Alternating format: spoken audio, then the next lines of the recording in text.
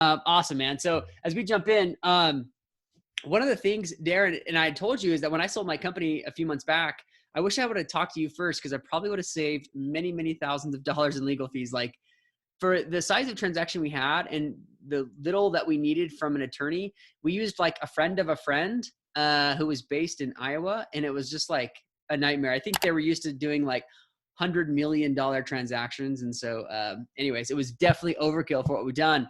But Darren, most of our listeners here, they're wanting to buy a business, they're wanting to sell a business, leaning more towards the buy. So I know you've done a lot of different things as an attorney. Let us, let's jump in here. What parts of an acquisition do we need to bring an attorney on? What are some deals that you've seen, some good things that have been done, some bad things that have been done? Let's dive into that. Yeah. Thanks for having me, Ryan. So every buy and every sell is different, right? And attorneys are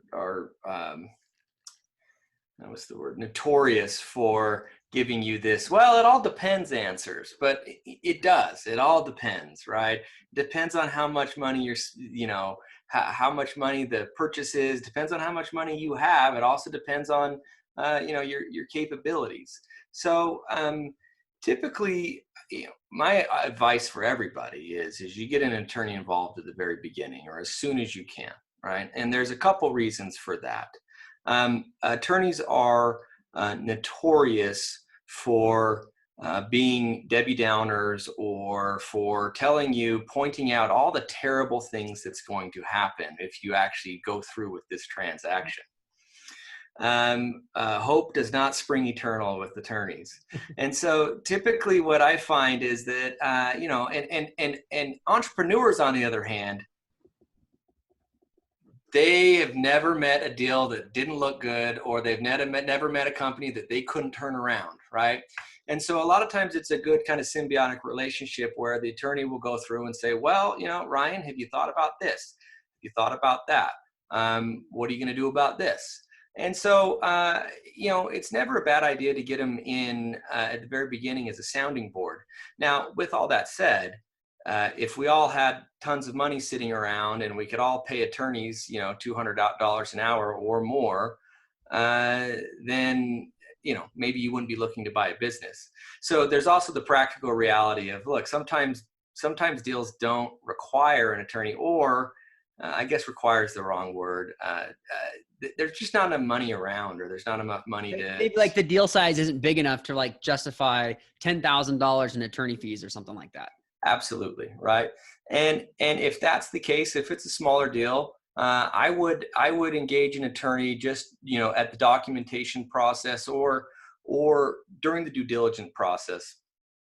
What you don't want to have happen is get pregnant with a deal that without being first, vetted. Right. And there are a few things that attorneys will kind of look at or think about that you, the entrepreneur, may not think of.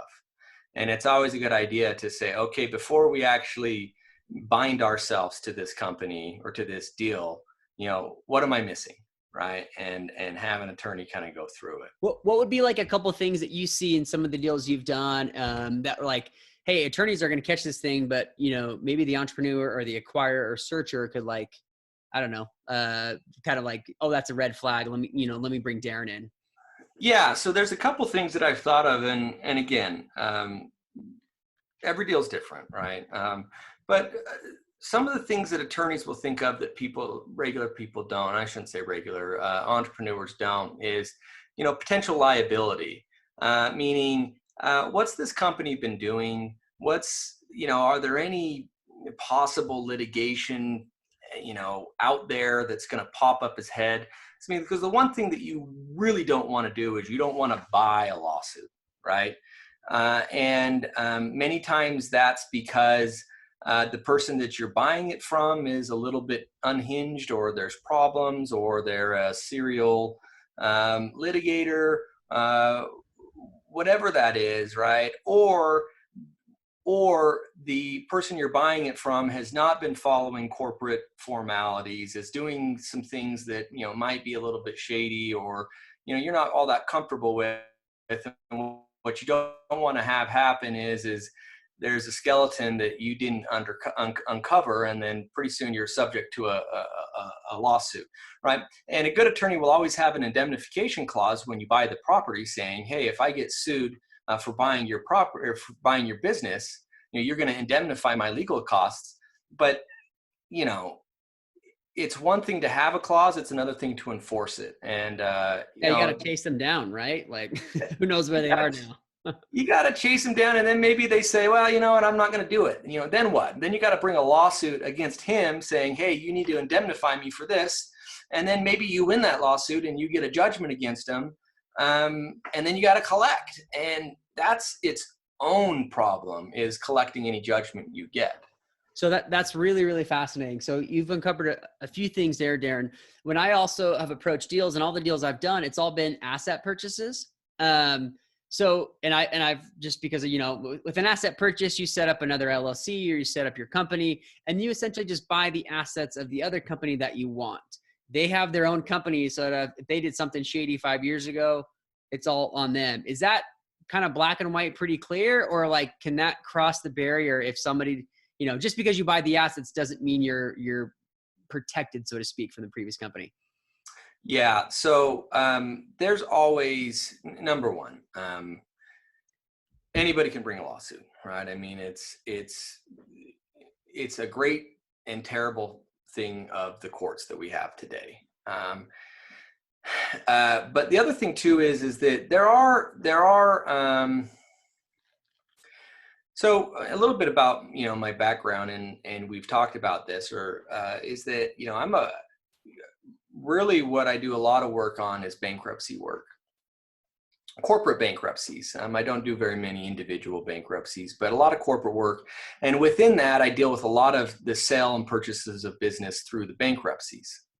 With that said, there are certain mechanisms or certain tools that people can use to try to claw back transactions that have been done, or even say, hey, there's a successor liability on this, meaning you, the purchaser, or purchaser liability, you, the purchaser, are liable for the acts of the parent company, because while you structured it so that it's just plucking the assets right out and putting it into a new company,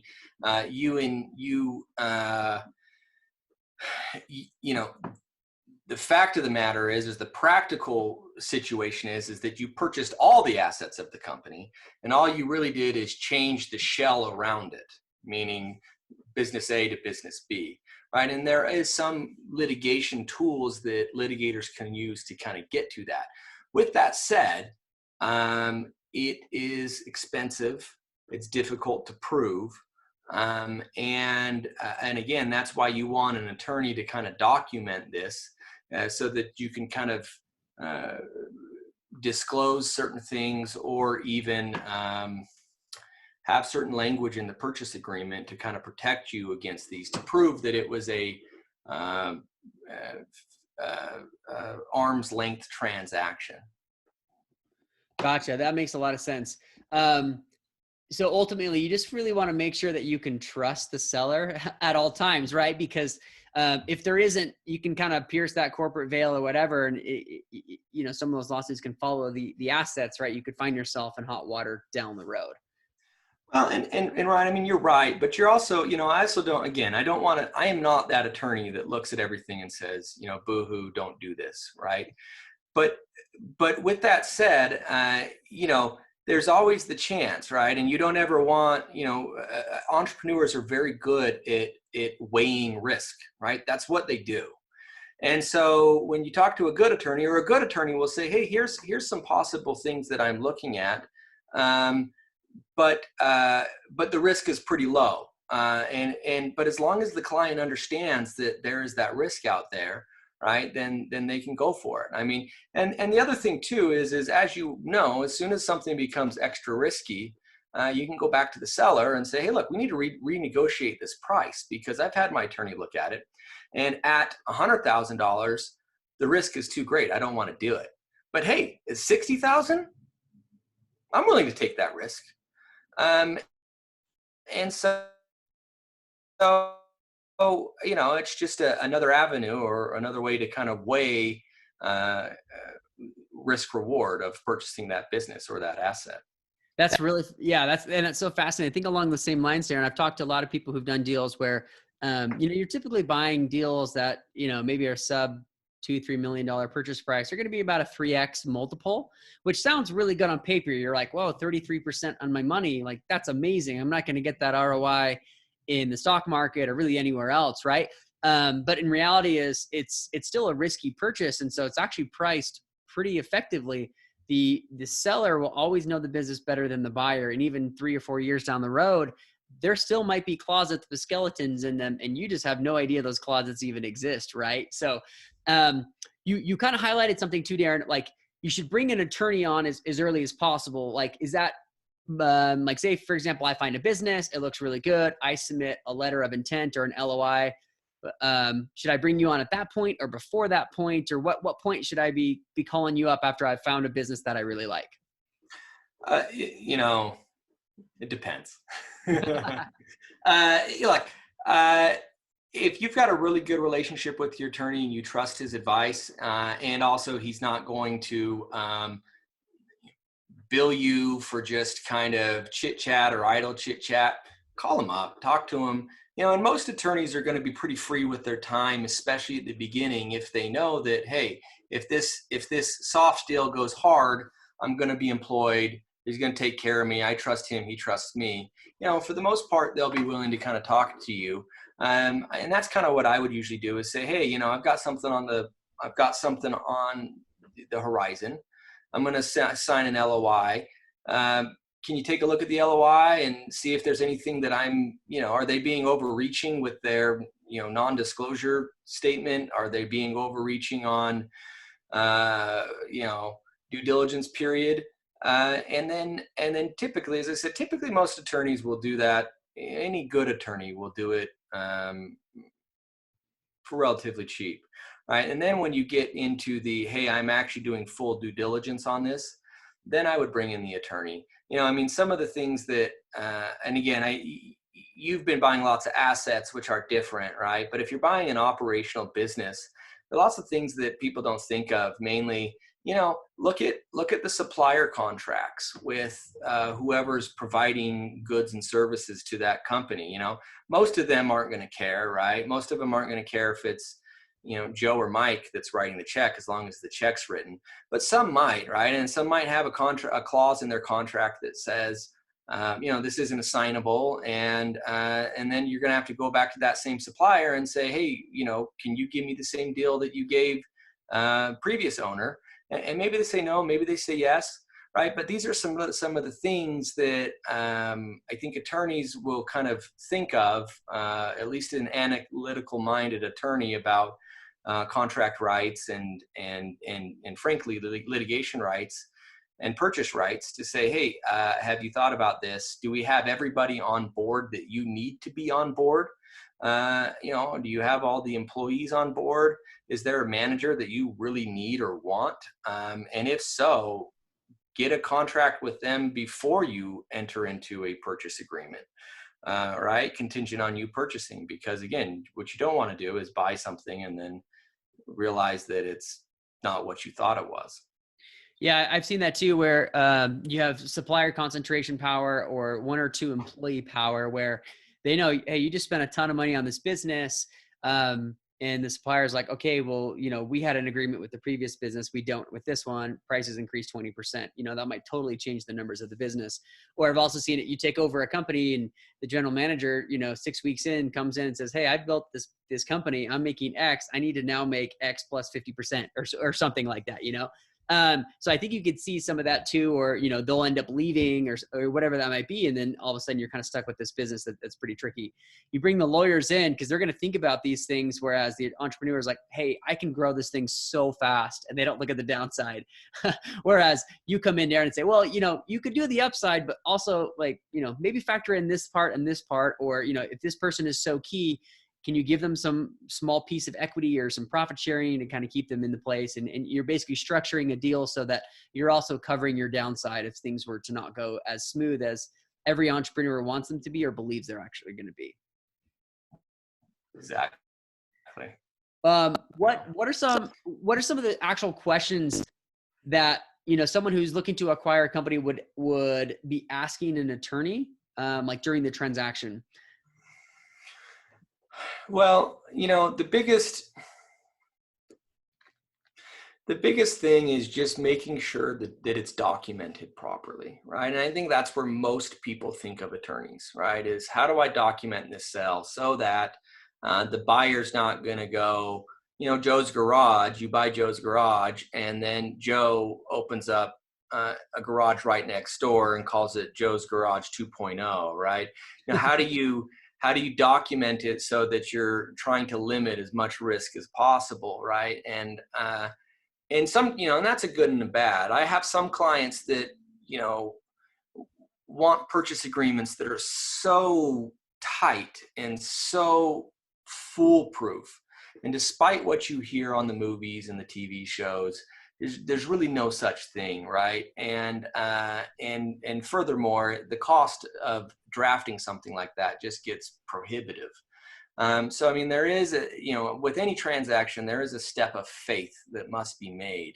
But I think it's an attorney's job to make sure that the entrepreneur has enough information to make that step of faith, right? And that's either through, and again, I kind of break attorneys' jobs on this, is to either help with the due diligence, to try to see if there's any potential risks that you're not thinking of, and then B, documenting the sale in the appropriate manner, right? And then and let me kind of move off of that onto a different thing, right? Some of the things that I hear a lot, most questions that I get are, do I need to create a new LLC to buy the asset?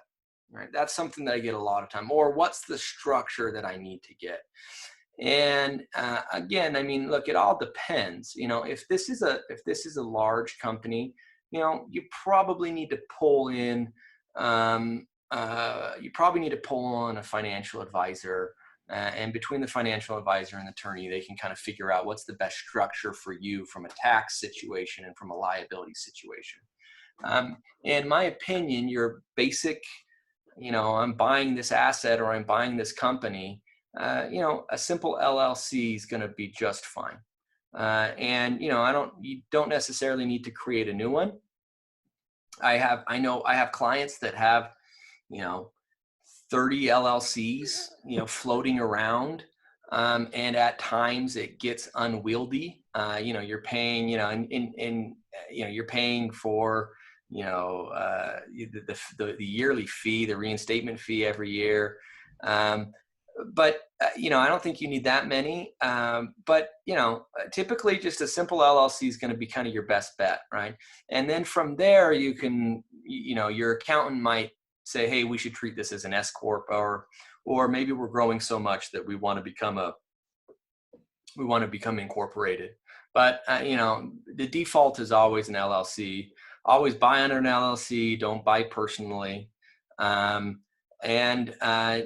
also, any purchase or sale, just make sure that you have the ability to switch horses midstream, meaning the purchaser can be this LLC to start with, but by closing, you can, if you want, you can have a new LLC do the actual purchasing, or transferred from, the purchaser into a new LLC, right? But yeah, for the most part, just a simple LLC is going to be your best vehicle. And most businesses aren't going to be taking on like VC funding. They're not going to be taking on angel investors. So the complexity of that would definitely require something more than your typical LLC. And, I've set up, I don't know, dozens of LLCs for like $50 a pop in the state of Utah. Some states are going to be more expensive, like California. I know there's services that will set you up in like Delaware, like Atlas from Stripe, which is pretty cool. But a lot of those are going to be if you're that next tier up and you need investors and you're going to have term sheets down the road. I would imagine most of these businesses are just going to be almost like a single member LLC, or maybe you might have a partner. But yeah, so simple LLC is kind of the way to go. And that it's interesting because that's, I do feel like with business structure, you can get in a lot of trouble and you can end up spending a lot of money in taxes that you didn't necessarily need to. So I understand that's why it's a great, like a first question to ask, but it also is like the simplest question. Just be like, just go set up your LLC. Yeah, absolutely. And then as for like location, I mean, like I know this is a nationwide podcast, and each state, you know, Delaware's usually people's kind of default answer. And Delaware's great. Don't get me wrong. If you want to be in Delaware, great. Go incorporate in Delaware. But you might want to look at your own state. I know Utah, which is where I practice at. Utah has become is a very conservative state, a very business-driven state, and they have overhauled the LLC statute to be very, very protective, very, very quick and easy. And if you're located in Utah, get a Utah LLC. I don't see any reason why you would prefer a Delaware LLC over a Utah LLC if you are operating in Utah, right? If you've got multiple operations in multiple states, sure, go to Delaware. And to that extent, you know, I've incorporated for people in Arizona, and I've looked at their process, and it's very easy, very quick. Nevada gets, a lot of people like Nevada. You know, it is what it is. I think it's a little bit dated. And then I try to avoid California at all costs. It's ridiculous.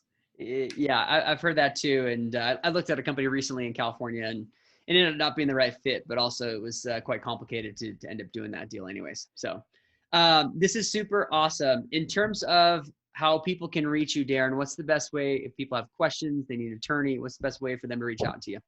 Yeah, an email is always, I'm always connected. My email address is dneilson, DNEILSON @parsonsbailey.com. And Parsons Bailey is a funny spelling. It's PARSONSBEHLE.com. And then, you know, if you want to call me, absolutely, give me a call. My office line's 801-536-6950. Again, that's 801-536-6950. We'll put all that in the show notes too, so that people can reference that. Yeah. And I'll send you my link to my bio as well on our website so that they can click that as well. Awesome. We'll have that all there in the show notes. Awesome. Thank you so much, Darren. Anything, any parting advice? Parting advice. I'll give you the advice that I always give everybody, which is nobody, it never hurts to involve an attorney. And as long as that you are clear with your attorney, with budget, with time and questions, they will be clear with you. If you call an attorney and they just look at you as a cash cow and they're just going to bill you and not take care of you, they're not a good attorney and you don't want them. But as long as you call an attorney and you are direct with them to say, hey, I've got this small deal. I don't want to spend more than this amount of dollars. Is this something that you can do? For the most part, attorneys, they want to help people. That's why they're attorneys. And again, I don't think anybody's ever been hurt by getting an attorney quickly. I will, just to kind of continue on that advice. As I said, I do a lot of deals through the bankruptcy court, and what I find often is that people are too slow to ask for help, and it never hurts to have another pair of eyes to kind of think through some things. So call your attorney, get him involved. I understand the fear of the cost. And they are expensive. Don't get me wrong. We're expensive. But as long as that you're upfront with them, they'll respect it. Awesome. Thanks so much, Darren. So be clear with your attorney on budget, time, and questions. We'll link to Darren in the show notes. And he is one of the attorneys at Parsons, Bailey, and Latimer. So thank you so much, Darren, for jumping on the show. Thanks, Ryan.